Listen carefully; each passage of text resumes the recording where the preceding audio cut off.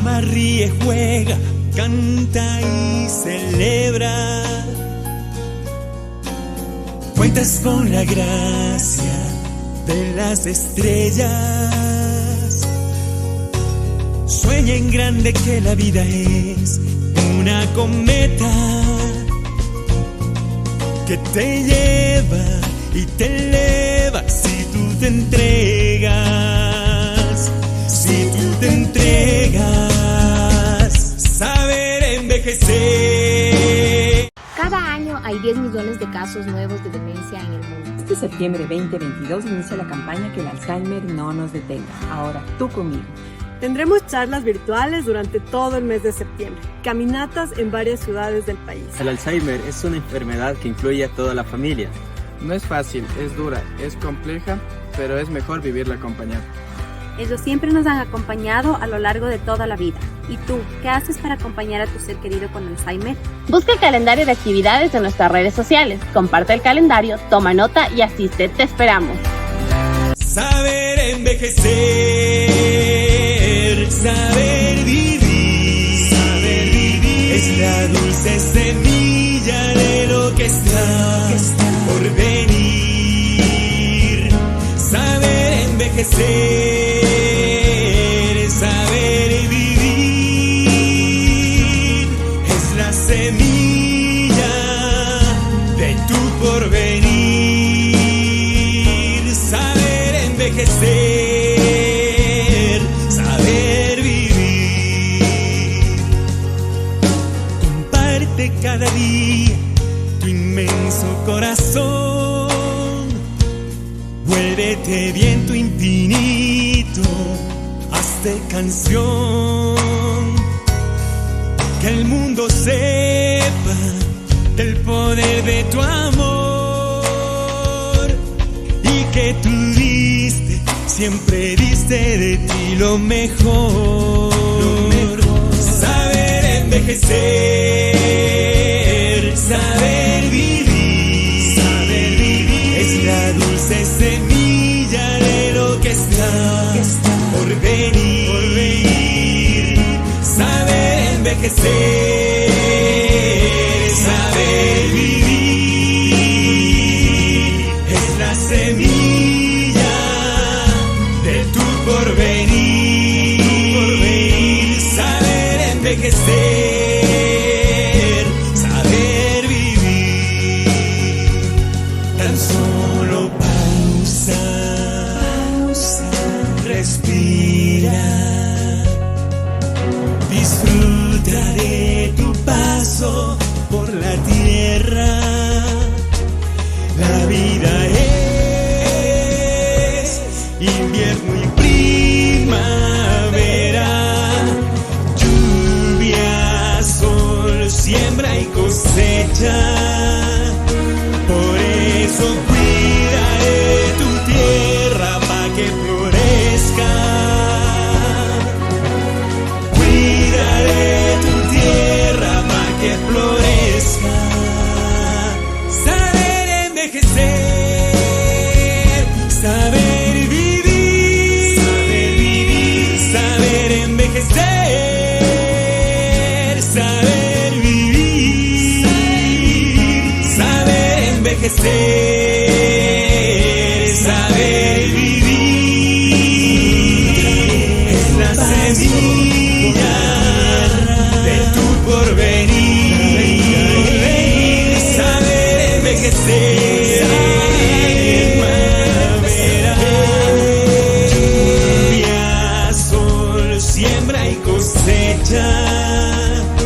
Por eso cuida de tu tierra pa' que florezca. Cuida de tu tierra pa' que florezca. Saber envejecer, saber vivir, saber envejecer, saber vivir, saber envejecer, saber vivir, es la semilla de tu porvenir. que saber vivir.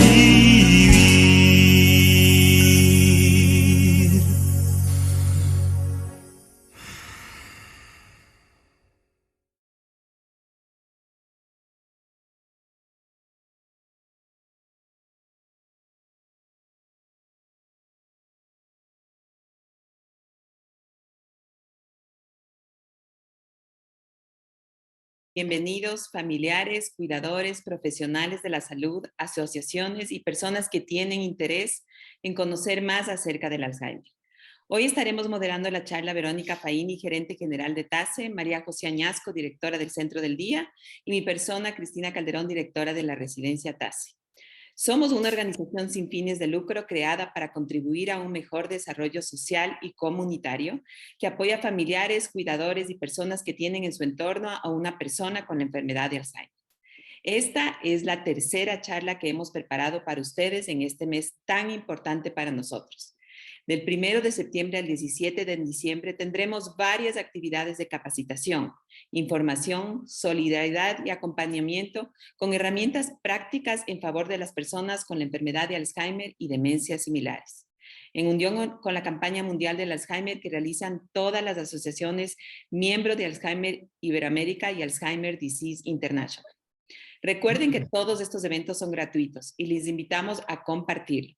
No todos serán digitales, tendremos también eventos presenciales como caminatas, brigadas de capacitación, talleres terapéuticos y mucho más. Toda la información de las actividades junto con los links de acceso, direcciones y fechas podrán encontrarlas en todos nuestros canales de comunicación.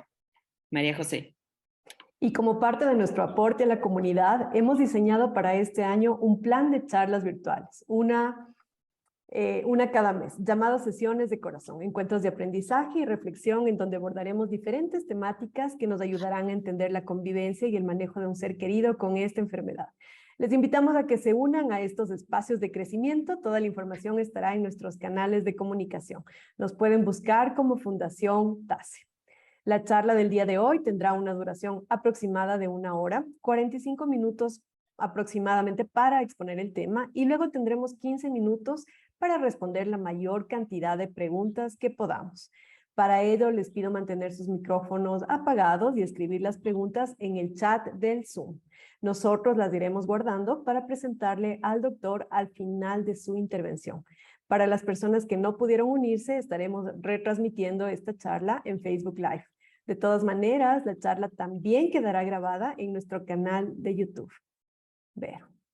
Gracias, María José. Gracias, Cristina. Buenas tardes con todos y bienvenidos. Hoy hablaremos acerca del diagnóstico temprano del Alzheimer. La enfermedad del Alzheimer es una de las principales causas de demencia a nivel mundial y por eso existen tantas dudas alrededor de esta enfermedad y de su diagnóstico.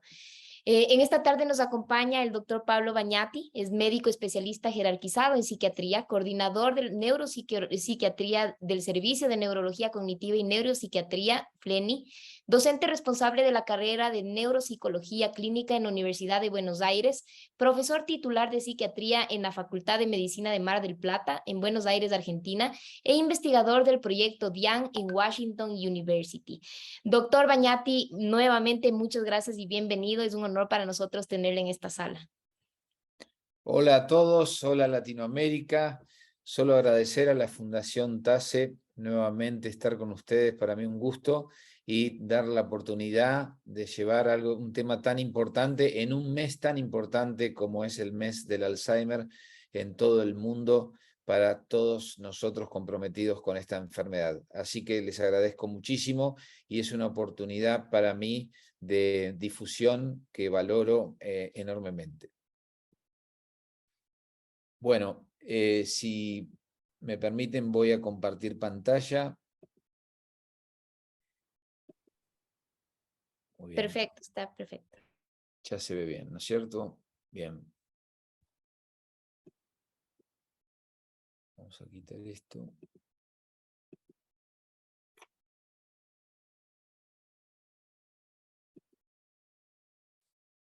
Muy bien.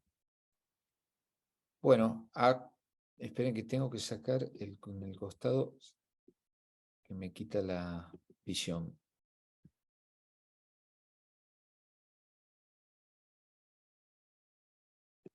Ahí está. ¿Se ve bien? Se ve ¿Está perfecto. Sí, doctor. Está bien. Bueno, muy bien. Bueno, la verdad que tenemos noticias muy importantes con respecto a la enfermedad de Alzheimer en los últimos 10 años. Creo que quizá una de las dos más importantes es esta, haberse descubierto a través del proyecto DIAN que la enfermedad puede comenzar en el cerebro del paciente, en el cerebro de todos nosotros, si tenemos genes o factores de riesgo susceptibles para provocar la enfermedad 30 años antes. Esto ha sido un hallazgo muy importante y que tiene mucho que ver con la charla de hoy porque nos marca la importancia del diagnóstico muy temprano, porque el cerebro es muy noble y está soportando durante años la injuria que suponen los depósitos de la proteína pegajosa del amiloide y también la degeneración de las neurofibrillas que van perdiendo su sostén y se van desorganizando, provocando una de las peores consecuencias del Alzheimer, que es la mala transmisión en la información del cerebro, que es la pérdida de las conexiones y la sinaptosis, es decir, la muerte de la sinapsis o de la conexión entre las neuronas. Este fue una de las buenísimas noticias en los últimos años, que es el desarrollo del estudio DIAN.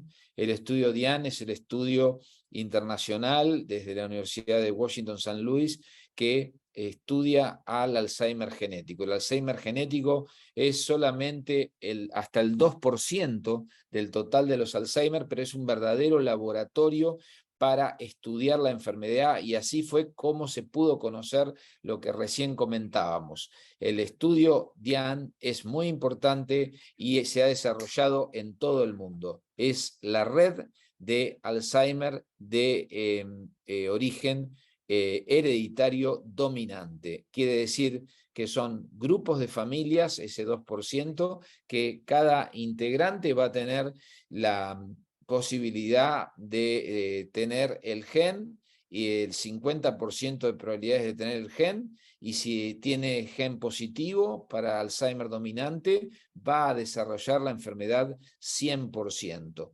Son familias que desarrollan antes, son 3 generaciones consecutivas de familias con la enfermedad, y siempre decimos que es un Alzheimer que llega antes a los hogares, se adelanta y llega en la etapa productiva de las personas, rompiendo el impacto es enorme en el seno del hogar.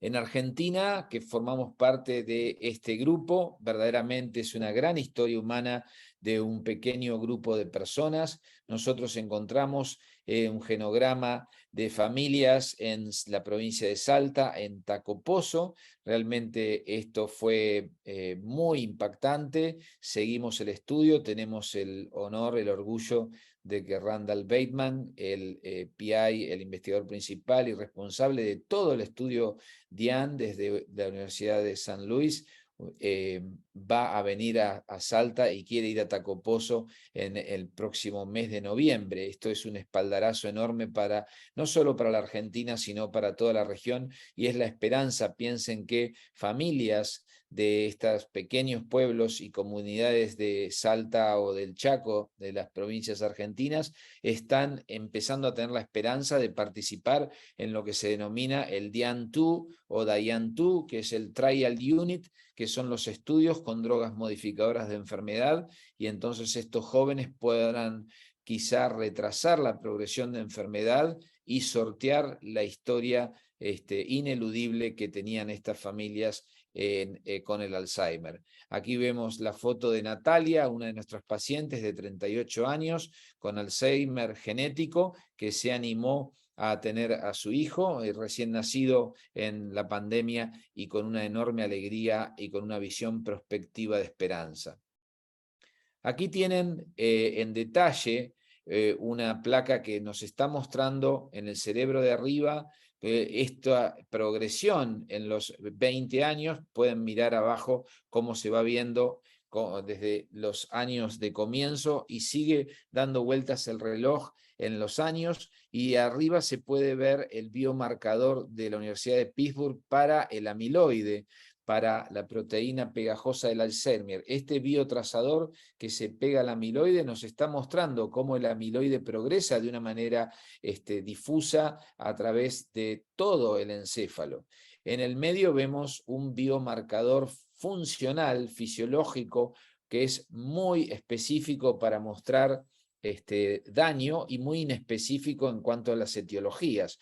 Muestra daño y compromiso funcional en el cerebro porque la fluorodeoxiglucosa, de acuerdo al metabolismo de las neuronas, va a ir mostrando el desarrollo del nivel energético metabólico del cerebro, y podemos ver el compromiso a través de los años. Por último, abajo vemos los cambios en el espesor cortical, es decir, la creciente y progresiva atrofia, que al principio es una atrofia selectiva, corteza para hipocampal e hipocampal, y luego desde los núcleos de Meynert, corteza hipocampal, va a hacer lugar a las atrofias más corticales, sobre todo en zonas parietales y también frontotemporales.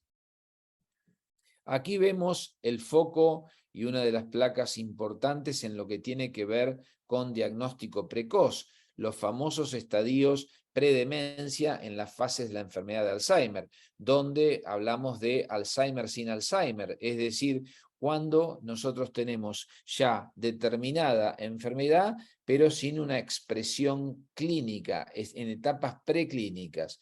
La diferencia del Alzheimer prodrómico es que vamos a llamar Alzheimer prodrómico aquel Alzheimer con deterioro cognitivo leve más biomarcadores positivos. Se puede ver aquí, entonces, fíjense ustedes, las características a la izquierda de los diferentes biomarcadores. Los biomarcadores no solo son máquinas complejas y costosas, como puede ser las de biomarcar con el biotrazador de PIB de la Universidad de Pittsburgh para trazar Alzheimer, sino que biomarcadores también se les llama a los neuropsicológicos, los que podemos tener en el consultorio, con test clínicos que nos pueden ir mostrando la realidad precoz del paciente. Fíjense, yendo más hacia la derecha, cómo en el Alzheimer prodrómico ya empieza a haber una pérdida de la memoria episódica que en el consultorio se va a poder constatar, y también se puede ver con las famosas alteraciones en los test con el no recupero con claves, que es una impronta de la alteración del almacenamiento. Nosotros sabemos que cuando los neuropsicólogos ponen en los test que hay pérdida o hay alteración en el almacenamiento, es muy probable que estemos frente a una enfermedad neurodegenerativa en estadios de inicio. El nivel funcional sigue siendo normal y recién nos vamos a acercar a la idea de deterioro del nivel funcional en la demencia temprana, enfermedad de Alzheimer leve. Fíjense abajo en el cuadro cómo se puede ver que a partir de la enfermedad preclínica y prodrómica, los biomarcadores ya de resonancia nuclear magnética, de PET con FDG, de imagen amiloidea y de biomarcadores en líquido cefalorraquídeo pueden empezar a estar aumentados, anormales, o la presencia en la resonancia de atrofia precoz de los hipocampos. Estos datos son más recientes, se han mostrado mucho ahora en la conferencia de Alzheimer en San Diego, y lo primero que quiero mostrarles es que más de la mitad de nosotros ha sido afectado por la demencia. ¿Por qué? Porque 52% de nosotros conoce a alguien que padece la demencia, 43% tiene un miembro en alguna rama de la familia con Alzheimer, 17% tiene a uno de los abuelos con Alzheimer y 13% tiene a uno de los padres con enfermedad de Alzheimer.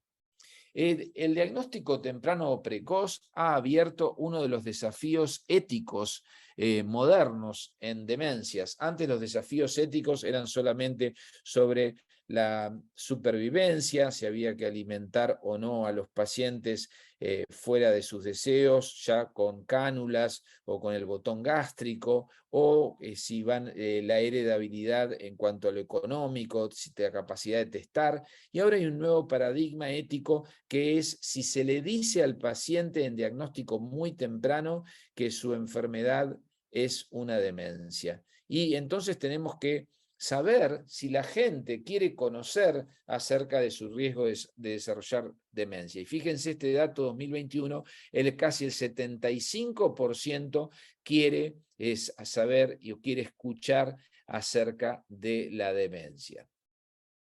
La gran mayoría, ¿por qué? Porque la gran mayoría quisiera acceder a un diagnóstico temprano. Fíjense que el 90% ya está de acuerdo con acceder a un diagnóstico temprano. ¿Cuáles son los fundamentos para que la gente quiera acceder a un diagnóstico temprano? Las razones son fundamentalmente que se cree en la tecnología, se confían las nuevas generaciones, sobre todo en poder acceder a tratamientos, y no se equivocan porque el nuevo grupo de drogas modificadoras de enfermedad está empezando a mostrar un retraso en la progresión de neurodegeneración. Entonces hay una enorme expectativa, tanto en el DIAN-2 como en la industria farmacéutica en general y en la comunidad toda vinculada a las demencias, en la esperanza de que las drogas pueda ocurrir algo similar a lo de las enfermedades crónicas. No se cura la enfermedad de Alzheimer, pero sí se pase a ser una enfermedad crónica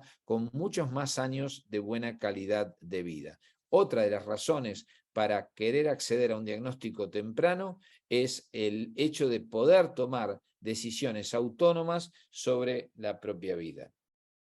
Sea como fuere, la enfermedad de Alzheimer es la más común causa de demencia y hoy 1 de cada 3 adultos mayores se muere con enfermedad de Alzheimer o con otro tipo de demencia.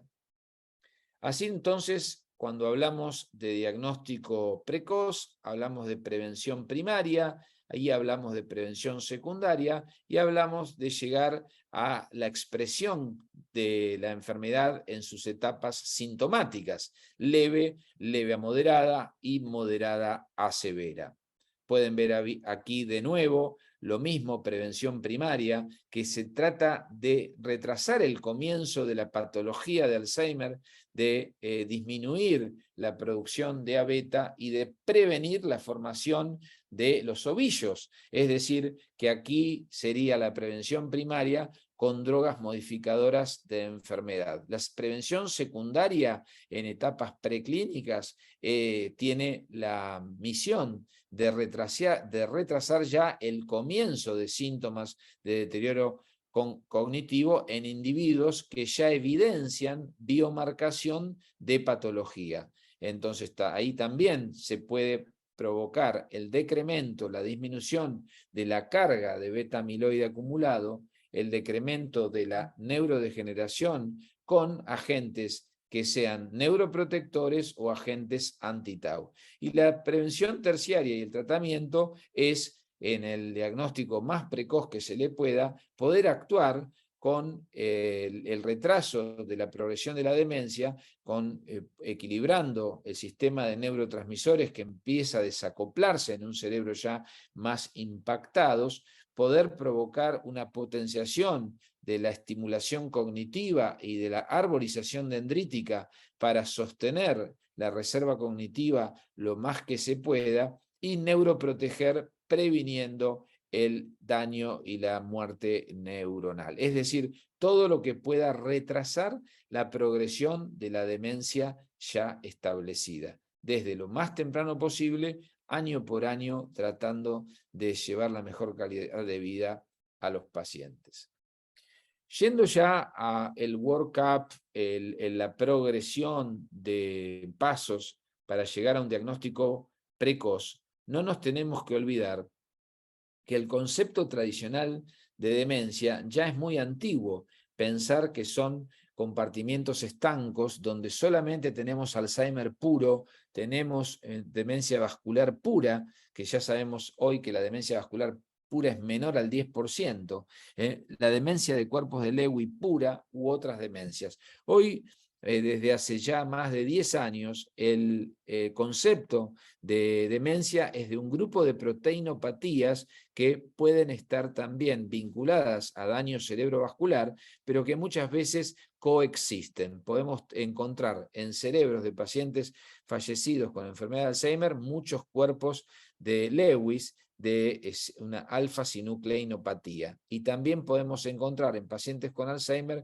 expresiones de taupatía y de otros tipos de esquemas de presentación clínica demencial, como es la variante frontal de la enfermedad de Alzheimer. La demencia mixta, comprometiendo también la enfermedad neurodegenerativa con el componente cerebrovascular, es la segunda causa detrás del Alzheimer de demencia más común.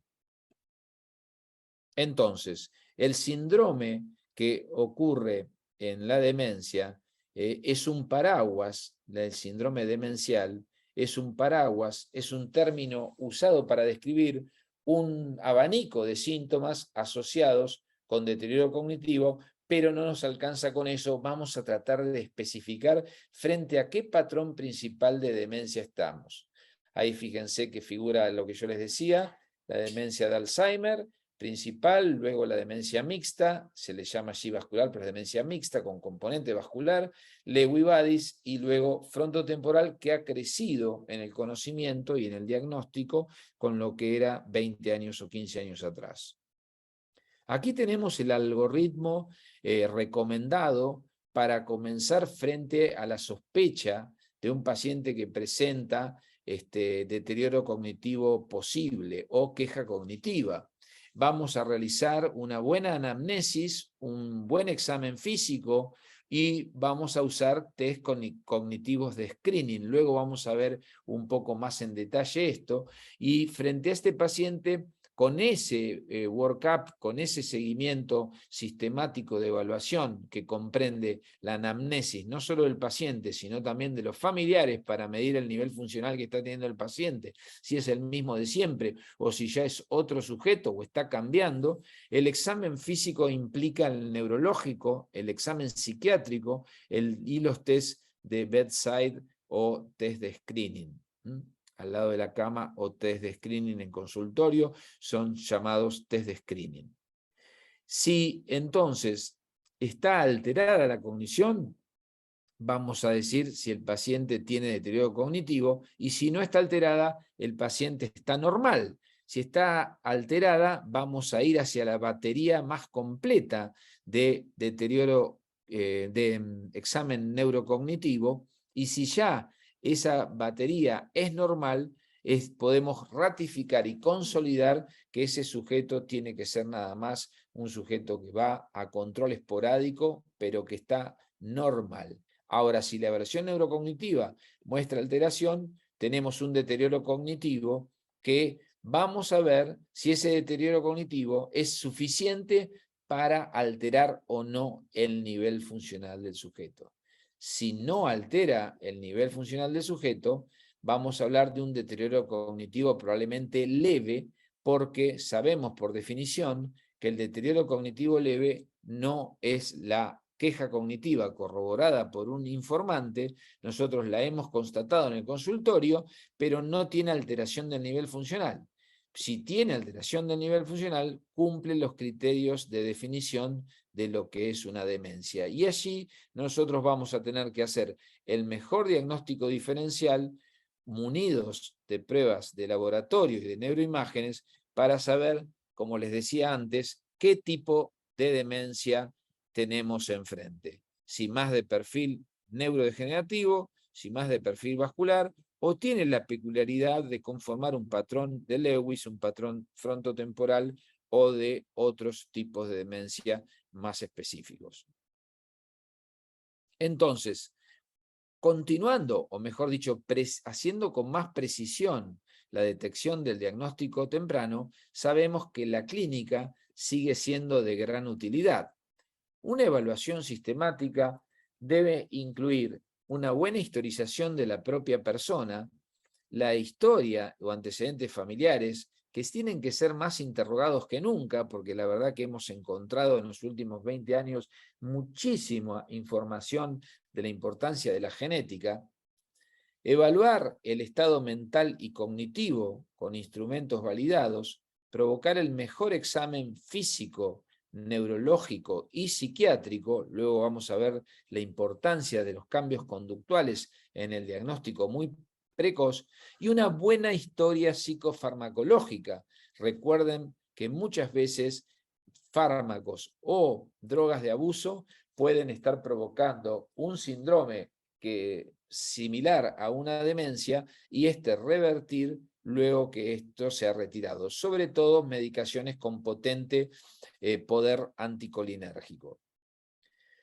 El diagnóstico diferencial nos obliga, y es mandatorio, poder descartar que no se trate de un síndrome confusional por causa de una enfermedad médica, como puede ser una neumonía bilateral, como lo puede ser una alteración endocrina metabólica infecciosa o, como decíamos recién, de causa medicamentosa. La depresión, los trastornos afectivos también son uno de los principales diagnósticos diferenciales en el diagnóstico muy temprano de la demencia, haciendo la salvedad de que pueden ambos diagnósticos coexistir. De hecho, muchas veces la depresión es el puntapié o es la cara de expresión temprana de la demencia, por una primera caída de las aminas biógenas como expresión. Por eso se dice, en un tema que es controversial, que la depresión puede ser un factor de riesgo de peso independiente para la demencia. Un consejo es no olvidarse de aplicar las 5 miradas clínicas. Las 5 miradas clínicas que venimos sosteniendo hace más de 20 años que son al unísono, se realizan al mismo tiempo. El clínico al mismo tiempo que inicia una mirada que nunca deja de estar, que es la mirada psicológica. ¿Cuál es la actitud del paciente? Si tiene una actitud activa o pasiva, desafiante, oposicionista. ¿Cómo está el paciente en su conciencia de situación, en su conciencia de enfermedad? La mirada psiquiátrica, que va a tomar al paciente desde su expresión de facie, su presentación, si es pulcra, ordenada, desprolija, desordenada, si es un paciente que está desafiante también, o es un paciente que está con una actitud colaboradora, si está pasivo, activo, qué conciencia también tiene de su enfermedad. Ahí también va a haber el análisis sensoperceptivo, que puede también detectar alteraciones cuanti o cualitativas sensoperceptivas, como ilusiones, alucinaciones, etcétera, síndromes de identificación alterada, que tanto se ven precozmente también o en fases moderadas en la enfermedad de Alzheimer, como puede ser el síndrome de Capgras, síndrome de Fregoli, Doppenhalger, etcétera. Al mismo tiempo, nosotros hacemos un examen desde el ingreso del paciente al consultorio en su marcha, cómo está su postura, si es una postura flexora, una marcha arrastrada, si el paciente tiene alguna lateralización, si ha perdido sus reflejos posturales, una integridad sensorio-motora, la mirada vertical, la mirada horizontal, como puede estar alterada en enfermedades como la parálisis supranuclear progresiva. La mirada neurocognitiva o neuropsicológica va de la mano de esta primera observación, donde vamos a observar la salida verbal del paciente, su velocidad para codificar y decodificar la información, para ver si tiene ya un lenguaje empobrecido, un lenguaje concreto, si su pensamiento es de curso normal, contenido coherente o con un contenido, con una ideación que ya nos está mostrando un descarrilamiento del contenido del pensamiento. Es decir, que desde el lenguaje, desde el pensamiento, desde la sensopercepción, desde las características de personalidad conductuales, la psiquiatría alcanza su mirada, y toda esta integración de miradas que son al mismo tiempo, como decía en la semiología, van a llevar a detectar algún signo o algún síntoma que puede ser una bandera roja para hacer un diagnóstico muy precoz de algo que nos hace ruido, que nos está pareciendo que se salió de la línea normal o que nos avisaron los familiares que no es lo usual en el paciente. Por último, esto nos da una ubicación de qué estructuras neuroanatómicas y neuroquímicas son las que más comprometidas están. Por ejemplo, si la demencia es una demencia subcórtico-cortical o si es una demencia cortical, si se va más hacia el cerebro anterior, con más expresión disejecutiva, de working memory, más de cognición social, y vamos a pensar entonces en lóbulos frontales, o si es más de información semántica o de procesamiento heteromodal en cerebro posterior.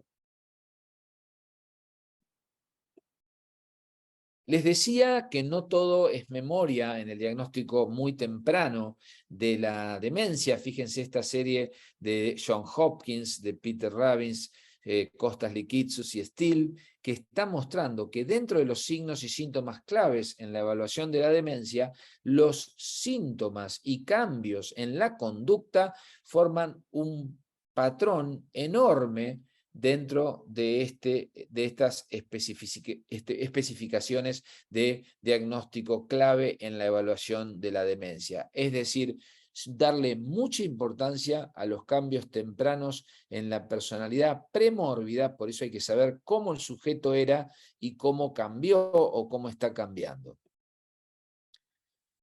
Un gran aliado son las neuroimágenes. Fíjense que una imagen estructural, como estamos mirando aquí, que es una resonancia nuclear magnética, tiene una enorme atrofia posterior. Entonces aquí nos hace pensar esto en la probabilidad de una atrofia cortical posterior, que en la clasificación de la clínica Mayo sería el Alzheimer visual, ¿no es cierto? La forma visual del Alzheimer, la atrofia cortical posterior, que es una amiloidopatía. Fíjense ustedes aquí, en cambio, cómo se ve a la derecha, en la resonancia, la atrofia selectiva temporal. Este puede ser tranquilamente un paciente con una afasia progresiva primaria.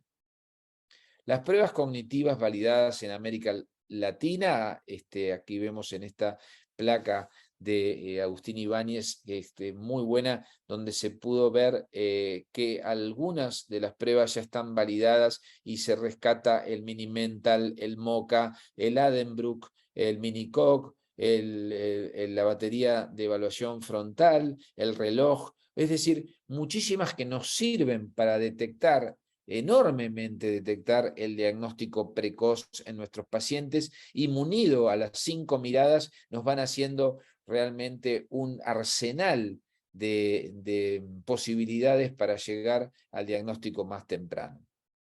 No olvidarse también la importancia que tiene en la detección precoz tener en cuenta la cronología, siempre un comienzo abrupto o agudo y que es progresivo rápido nos va a hacer pensar no tanto en algo en neurodegenerativo, sino en presentaciones no neurodegenerativas, como pueden ser vasculares, infecciosas, metabólicas, virales, y en cambio cuando es de tipo insidioso, progresivo lento, sí nos hacen pensar más en la probabilidad de un proceso neurodegenerativo. Le damos mucha importancia en la detección en el consultorio al diagnóstico temprano de las demencias, el tipo de presentación. Y ahí hay 3 clústeres que uno debería pensar. Es decir, si nuestro paciente tiene una expresión mayormente cognitiva, ¿sí?, una riqueza de presentación de signosintomatología cognitiva, o si nuestro paciente tiene un segundo clúster de presentación más conductual, psiquiátrico, que es el que prima la sintomatología conductual, o un tercer clúster que no es ni cognitivo ni conductual, sino motor. Muchas veces estos 3 clústeres están juntos, pero siempre hay que fijarse si uno es más que el otro. Por ejemplo, si la presentación es fundamentalmente de cambios conductuales precoces, nos va a llevar a pensar, y sobre todo en personas un poco más jóvenes, en una variante conductual de la demencia frontotemporal. Si en cambio tenemos muchos cambios motor con síntomas parkinsonianos, presencia de alucinaciones visuales, podemos orientarnos a una demencia de cuerpos de Lewy con síntomas neuropsiquiátricos prominentes, extrapiramidalismo y fluctuaciones a través del día del estado de conciencia. También es muy importante que sepamos que cuando tenemos una demencia vascular, una demencia mixta, ya hemos perdido la oportunidad de salvar a ese paciente. ¿Qué quiero decir? Que la detección precoz aparece en el concepto de cerebro en riesgo vascular y en el concepto moderno de los últimos 10 años de deterioro cognitivo vascular. El MCI vascular o trastorno cognitivo vascular da la oportunidad de que el médico actúe en prevención y en psicoeducación sobre los factores de riesgo para que el paciente no pase a estadios demenciales. Aquí, para ir terminando, tenemos una clasificación clínica actual de la degeneración lobar frontotemporal que separa a la demencia frontotemporal en su variante conductual, la afasia progresiva primaria en su variante semántica o en su variante no fluente, y por otro lado los síndromes motores que pueden también acompañar, como el de motoneurona, la degeneración córtico-basal o la parálisis supranuclear progresiva. Entonces, en la detección temprana de una variante conductual de DFT, fíjense que no solo vamos a fijarnos en una cognición más selectiva, donde prima un síndrome disejecutivo y un trastorno de la cognición social, teoría de la mente, empatía, que la conducta, donde se puede ver desinhibición temprana, cambios en los hábitos alimentarios, presencia de hiperoralidad, apatía, intrusión, pérdida de los impulsos, del control de los impulsos, pérdida de la empatía o conductas perseverativas. Esto, munido de recursos de neuroimágenes como la resonancia nuclear magnética o el estudio funcional de tomografía de emisión de positrones con fluoro de oxiglucosa, nos llevan mucho más allá a un diagnóstico de DFT probable. El modo de presentación clínica temprano en la demencia frontotemporal variante conductual suele aparecer por el polo de la apatía o por el polo de la desinhibición. La apatía suele ser el primer o más importante en aparecer. Muchas veces lo identificamos en forma retrospectiva porque ha sido mal diagnosticado como depresión.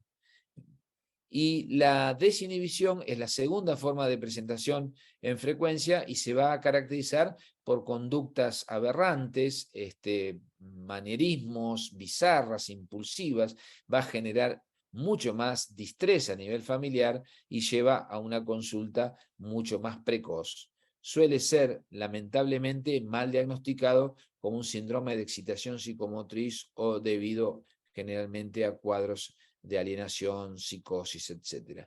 Por eso es muy importante lo que tiene que ver con el diagnóstico diferencial entre demencia frontotemporal y desórdenes psiquiátricos primarios. Siempre sospechar cuando hay un inicio tardío de síntomas psiquiátricos o trastornos depresivos bipolares de larga duración, con síntomas que en vez de ser episódicos como la enfermedad bipolar, son progresivos y se acompañan de síntomas cognitivos más prominentes que lo habitual para una enfermedad depresiva o bipolar.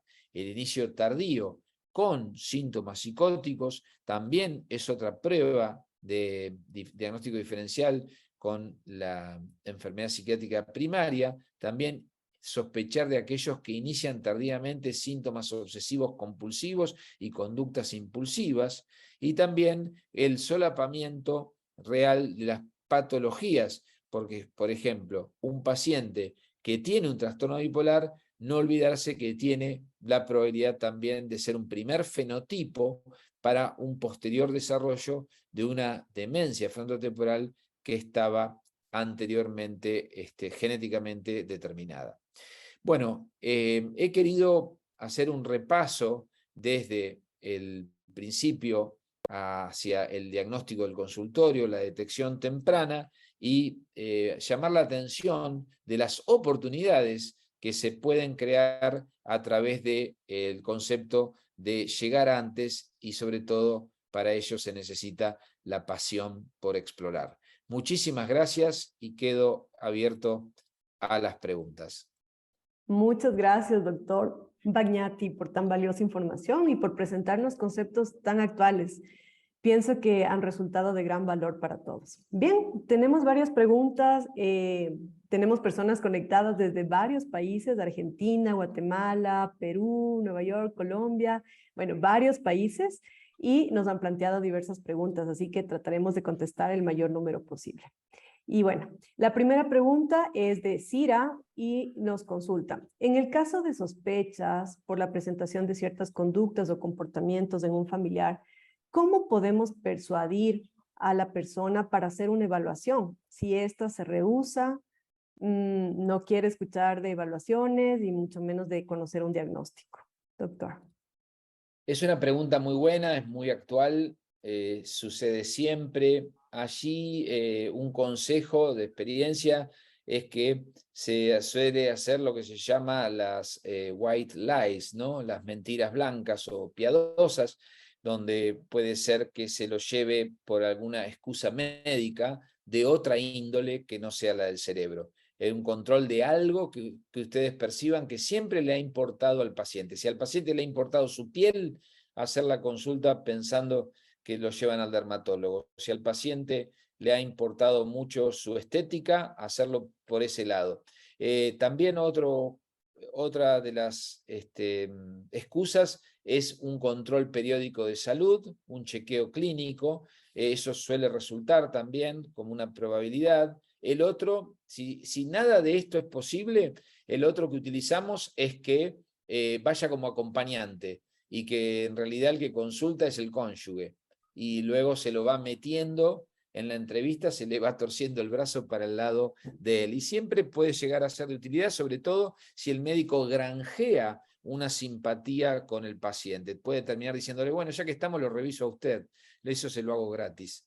El paciente se ríe, colabora y termina rendido frente a la evidencia del momento. Así que bueno, cada médico tiene un poco su expertise y tiene sus estrategias, pero no hay que no dejar de consultar cuando el paciente dice no. Muchísimas gracias, doctor Bagnati. Brillante su presentación. Nos ha ilustrado un montón sobre todas las demencias, no solo el Alzheimer, sino la vascular, la frontotemporal, que también vemos mucho, hemos visto mucho también en la residencia TAS, entonces ha sido muy interesante su charla. También nos escuchan a través de nuestras redes sociales de Facebook y tenemos aquí una pregunta de Serela Zambrano. Yo también me hacía esa misma pregunta. ¿A qué edad se puede hacer el primer estudio o qué nos demuestra el comienzo de la enfermedad? Porque si es que, como usted al comienzo nos habló que esta enfermedad se puede, o sea, si es que se diagnosticó y ha estado 30 años antes en nuestro cerebro, ¿a qué edad es recomendable hacerse un estudio de si tienes Alzheimer o no? Bueno, esto va a depender de dos cosas, de la heredabilidad de cada familia, y otra de la presentación de síntomas. Es decir, si el paciente tiene una baja heredabilidad, si la persona tiene una baja heredabilidad y tiene un muy buen funcionamiento, no tiene ningún sentido que haga una prueba a los 20 años, o a los 25, o a los 30. Luego de los 40 años, yo siempre le digo a la gente, ¿no? La medicina ha instalado en la gente de hacerse un Papa Nicolau, de hacerse un tacto prostático, de hacerse una fibroscopía, de hacerse una mamografía, pero nunca se ha instalado la idea de mirar la terraza. Y mirar la terraza, mirar el cerebro, hoy sabemos con todo lo que se puede prevenir que ya a partir de los 40 años es muy importante. Y entonces orientaría a que si alguien tiene alguna duda, ya a partir de esas edades puede hacer una consulta muy precoz. Perfecto. Doctor, tenemos otra pregunta. Nos consultan, si se logra tener un diagnóstico temprano de Alzheimer, ¿se puede frenar la enfermedad? ¿O lentificarla? Claro, sí. Por ejemplo, yo siempre he tomado la costumbre, por mi práctica, que me ha dado resultado, es de trabajar con objetivos anuales. Yo le propongo, cuando ya hacemos un buen diagnóstico de cuál es la línea de largada, dónde está el paciente. Por ejemplo, está con un mini mental de 22, 23 puntos, está bastante entero, todavía conserva actividades de la vida diaria y actividades instrumentales de la vida diaria bastante bien, todavía está inserto en el contexto de una vida social integrada. Bueno, trabajemos hasta diciembre, hasta Navidad, les digo yo. Y tenemos que llegar a la Navidad con una mejoría de un 20%, 25% y mantenerla. Entonces, con estimulación cognitiva, con las drogas sintomáticas, con la psicoeducación, con la vida social integrada, con el ejercicio, con la dieta mediterránea, con todos los suplementos específicos que ese paciente necesite, es muy probable que se retrase la progresión de enfermedad y llegue así. Y así uno va acompañando a las familias año tras año, y sí es un buen pronóstico en ese sentido. Máxime con la esperanza que tenemos ahora de que seguramente en los próximos 5 años vamos a tener una droga que va a empezar a retrasar un poco la progresión de enfermedad, porque vieron ustedes que si bien es una droga muy torpe, el aducanumab encontró una aprobación en junio del 2021. Hay otras drogas en el DIAN-2 que están empezando a mostrar un retraso en la neurodegeneración, se detienen un poco los marcadores de neuroprogresión, entonces son una esperanza tangible, la tenemos ahí en las narices, así que más que nunca hay que diagnosticar precoz y más que nunca hay que cuidar mucho al familiar con Alzheimer. Muy bien, doctor. Y aquí hay una pregunta de Patricio López y le voy a añadir la otra pregunta, porque él nos dice que si existen algún tipo de ejercicios para retrasar esta enfermedad. Y usted nos habló al comienzo de los factores de riesgo. ¿Cuáles son los factores de riesgo que pueden incidir en una enfermedad de Alzheimer o algún tipo de demencia? ¿Y qué ejercicios nos pueden ayudar a enlentecer este proceso de la enfermedad? Bueno, ahí yo dije cuando empecé la charla que era uno de los 2 mayores descubrimientos de los últimos años había sido que el Alzheimer empezaba hasta 30 años antes. El segundo es que 4 de cada 10 demencias se pueden prevenir. Y esto fue determinado por The Lancet Commission gracias a los estudios multicéntricos de intervención multimodal enormes como el Finger, como el Pointer, que han mostrado ese retraso en la progresión y son una enorme esperanza. Y de 9 factores modificables de riesgo, se pasó a 12 factores de riesgo modificables, que son la hipertensión arterial, la obesidad o el sobrepeso en la vida media, en la adultez media, el tabaquismo, el nivel educacional, la glucemia, la hiperglucemia o diabetes, las alteraciones del colesterol o de los lípidos, los trastornos afectivos, el sedentarismo, la disminución de la vida social integrada, la polución ambiental, la prevención del traumatismo de cráneo y el abuso alcohólico. Me acordé de los 12. Bien, excelente. Sí.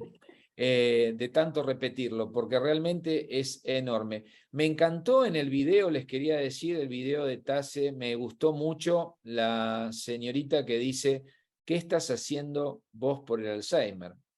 Ese video me parece muy interesante, porque hoy cada uno puede hacer algo por el Alzheimer, pero sobre todo se tiene que mirar el ombligo y preguntarse ¿qué está haciendo por el Alzheimer? Terminaría el video con alguien más que con más énfasis lo repita.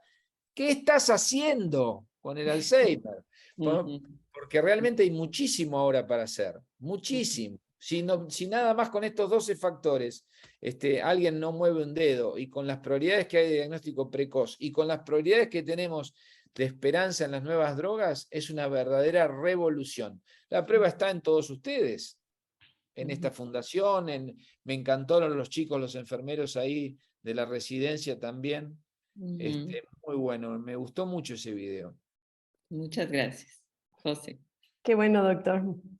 Bueno, tenemos otras preguntas y una de ellas es, ¿cómo debería explicarle a la persona con Alzheimer que tiene esta enfermedad? Una pregunta bastante frecuente, doctor. Muy bien. Bueno, vieron que puse énfasis en que el 75% de las personas querían saber. Cada caso es especial, cada caso es particular. Hay que hacer una buen screening de la salud mental de ese sujeto. Nosotros en el estudio DIAN hacemos una evaluación integral de la salud mental, les tomamos escalas, hasta escalas de suicidio. Tenemos que saber cómo está ese paciente y qué redes tiene de contención. ¿Qué esperanzas tangibles tiene? Nosotros cuando damos información tenemos que tener todo eso muy claro. Y ahí sí, cada caso en particular se le puede decir. Por ejemplo, la pregunta más básica que nosotros hacemos es, suponete que vos tuvieses una enfermedad cerebral, ¿qué harías?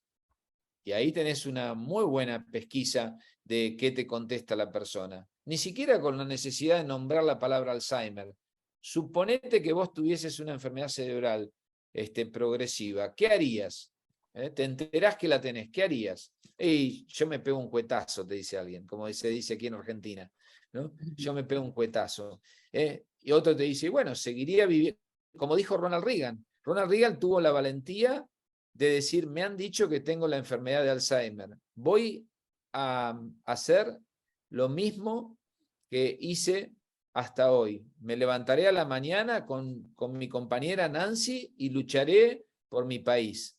Y la verdad que cambió el paradigma en los Estados Unidos. Fue verdaderamente un líder inspirador. Le hizo muy bien a la comunidad, porque se estaba empezando recién con el concepto en la década del 90 de la importancia del concepto de deterioro cognitivo leve. Así que esos son mis conceptos sobre el decir o no decir. Perfecto, doctor. Aquí tenemos otra pregunta de Clara. Si una persona tiene todos los síntomas, pero en los estudios no tiene los depósitos de la proteína, ¿se puede decir que no es Alzheimer? Yo me guío mucho por los síntomas, ¿no? Si tienen los síntomas.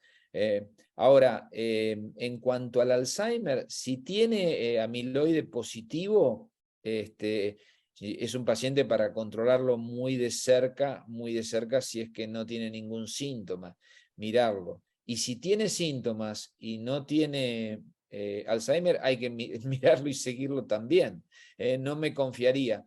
Es decir, cuando nosotros tenemos presencia de amiloide positivo, sabemos que es muy probable que sea una enfermedad de Alzheimer, pero no 100%.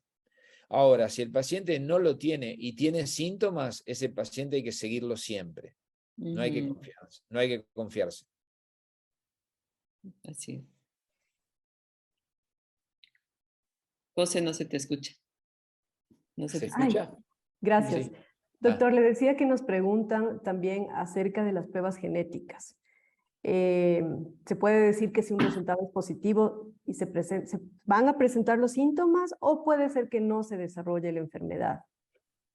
No, Alzheimer Disease International no recomienda el hacerse un estudio de análisis genético para Alzheimer como un screening normal. Solamente se va a recomendar si uno tiene una heredabilidad en la familia muy importante.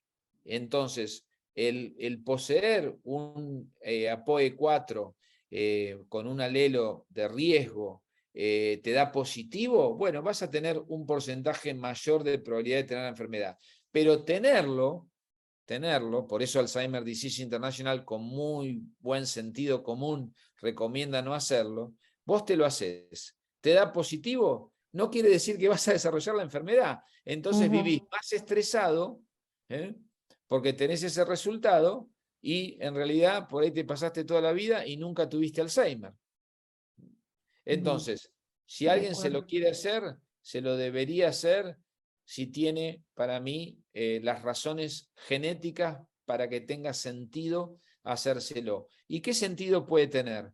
Que si vos te da positivo, tengas mayor interés o conductas más proactivas para ingresar en un estudio con una droga modificadora de enfermedad para estar más proclive a los avances, sobre todo diagnósticos también, primero, y terapéuticos. Bueno, doctor, y aquí hay una pregunta también de las personas, me imagino que todos se preguntan, me parece que sí nos dijo algo en la charla, de que ¿qué tipo de exámenes y de análisis se deben hacer para confirmar el Alzheimer? ¿Hay exámenes de sangre, exámenes de imágenes, exámenes que solo se hablan con la persona y una persona ya puede determinar si tiene Alzheimer? ¿Nos podría detallar estos tipos de exámenes que te llevan a un diagnóstico? Sí, bueno, yo en la presentación, como tú dices, Cristina, los mostré. Lo importante es que la gente sepa que el diagnóstico es mayormente clínico, lo realiza el médico con la examinación del paciente, porque con unas pocas experiencias, con un poco de experiencia o de entrenamiento que tenga el médico, va a encontrar síntomas que le van a hacer sospechar el diagnóstico.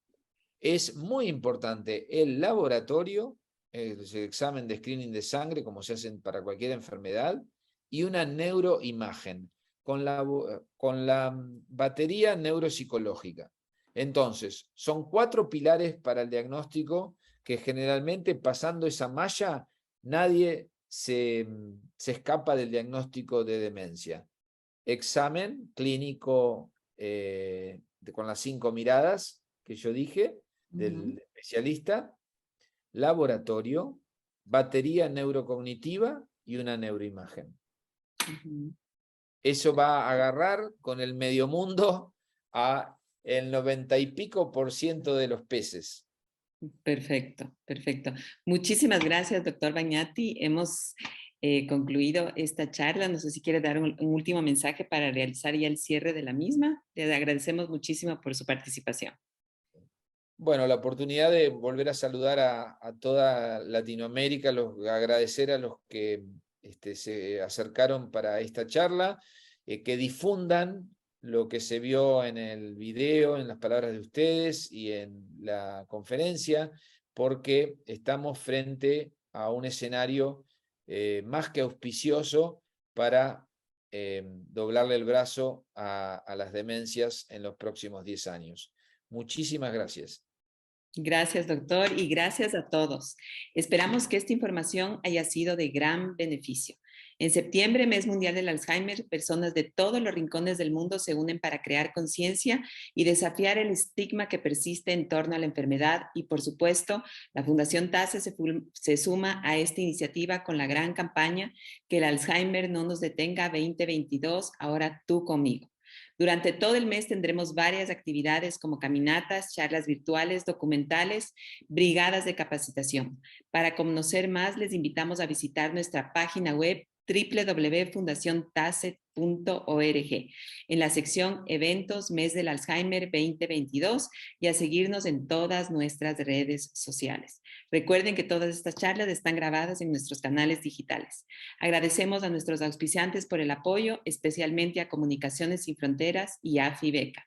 Muy buenas noches.